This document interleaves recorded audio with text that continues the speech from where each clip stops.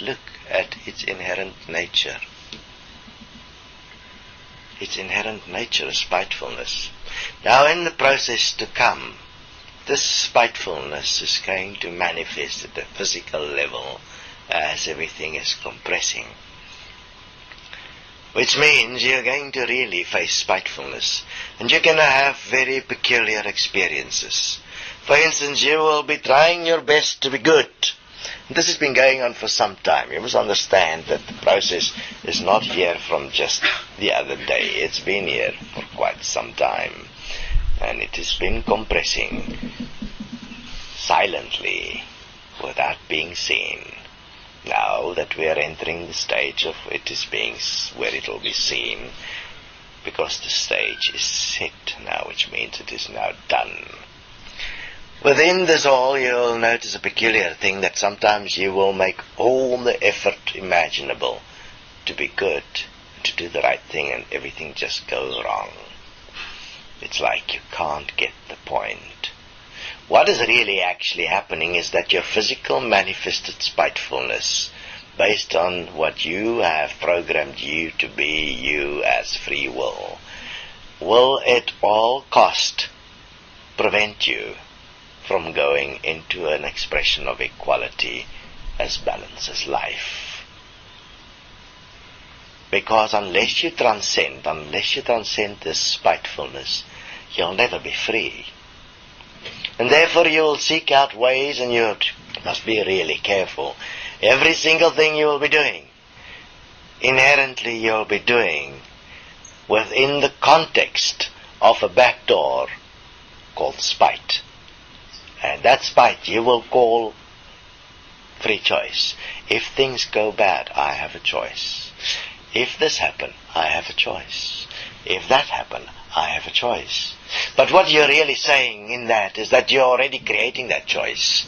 Because in spite of knowing that you should be here supporting life equal and one, you'll automatically create its point where you can get out by saying, I will fail with this anyway. I mean, just because others are involved with it, I can't trust them. My way out is my choice. I am thus free. I am freely participating in equality. Exactly the same point where it all started in the beginning. Point of balance. The point where there is a belief that apparently one cannot stand equal in responsibility as creators of existence. That apparently you need a higher force that can take responsibility for your mistakes and thus allow you to have unencumbered free choice, and that you can justify your existence accordingly. Hear me, this will be challenged in every imaginable way until this is purified, and spitefulness will never exist again. When someone is spiteful, I suggest simply don't participate. They are only able to exert spitefulness if you participate in their spitefulness. Yet in spite of the spiteful, you're going to have to walk in equality and oneness until this is done. Because some has created themselves as only spitefulness, all-powerful, abusing and using spitefulness to get their way, to manipulate the way, to find their way where they can remain in control no matter what. For that, a solution was placed. Unfortunately and fortunately for everyone, death is the solution. That was the one point that was placed in existence to prevent anyone from having power in spitefulness.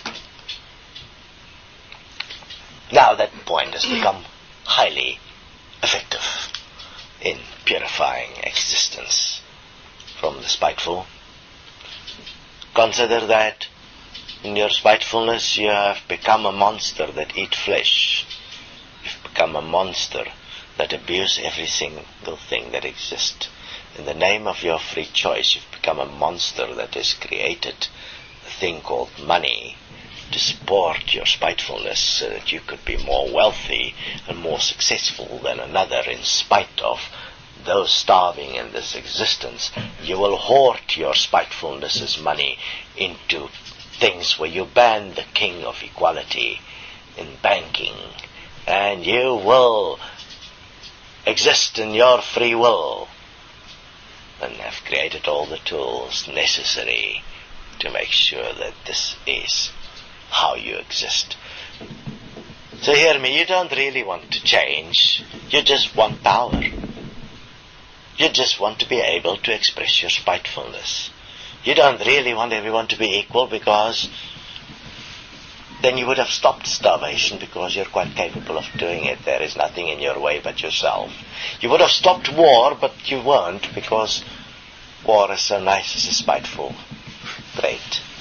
And you're able to stop war. You're able to stop every atrocity in this reality simply through the principle of balancing equality, equal to life, life in balance. But you will not, because you're spiteful. You don't have free choice, you will see. Free choice never really existed. Free choice was just an idea. The only point that really exists is your desire for power through spitefulness. And hear me, if you have beings in your life that is spiteful, get rid of them. Let them face their spitefulness. Do not submit to their control. They are not deserving of any support. They will purify themselves, but as long as you play the game with them, as long as you allow them their spitefulness, they cannot see what they're doing. So you stop spitefulness by spiting the spiteful for a moment, by not participating in their spitefulness. They will say you're spiteful because you're not adhering to free choice. But really, if your principal starting point is equality as life here, in every breath, in self-honesty, then you have a starting point that is certain to carry you through no matter what happens. The principle of self-forgiveness is simplistic. You're spiteful. You need to forgive yourself for that. And everyone is spiteful. As long as you have free choice, you're spiteful. And you require self-forgiveness. Which is fascinating. Self-forgiveness is like the key to give yourself back to yourself in honor and self-honesty. To become honorable again as life. Because life is not honorable. What's nature? It's not honorable. The strong eat the weak. The same happens in the human society. The strong eats the weak. We're all cannibals. Energetic cannibals. Spiteful in expressing our power. This will now stop. And how it ends depends on each one individually, because you are really contained individually in a mind consciousness system where you have no power whatsoever. You are being spited by existence. Enjoy the ride.